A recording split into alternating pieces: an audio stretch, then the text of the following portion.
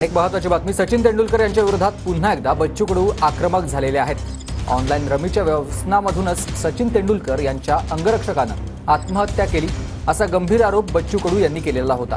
आणि यानंतर आता येत्या 6 किंवा 7 तारखेला सचिन तेंडुलकर यांच्या घरासमोर पुतळा जाळून आंदोलन करण्याचा इशारा बच्चू कडूंनी दिलाय। सचिन तेंडुलकर यांच्या घरासमोरून आढावा घेतला आमचे प्रतिनिधी नंदकिशोर गावडे यांनी। ब्लास्टर भारतरत्न सचिन तेंडुलकर यांच्या विरुद्ध पुन्हा एकदा बच्चू कडूंनी आंदोलनाचा इशारा जो आहे तो दिलेला आपल्याला पाहायला मिळते। जंगली रमीवरून खरं तर या अगोदर सुद्धा बच्चू कडूंनी इशारा दिल्याचा असल्याचं आपल्याला पाहायला मिळालेलं होतं। ऑनलाईन रमीच्या व्यसनातून सचिन तेंडुलकर यांच्या अंगरक्षकाची आत्महत्या झाली असं वक्तव्य बच्चू कडू यांनी करून एकंदरीत गंभीर जो आरोप आहे तो केल्याचा आपल्याला पाहायला मिळतं। एकंदरीत जर पाहायला गेलं तर प्रहार संघटनेचे अध्यक्ष बच्चू कडू यांनी पुन्हा एकदा भारतरत्न आणि माजी क्रिकेटपटू सचिन तेंडुलकर यांच्या विरोधात हे आक्रमक पवित्रा घेतलेला आपल्याला पाहायला मिळते।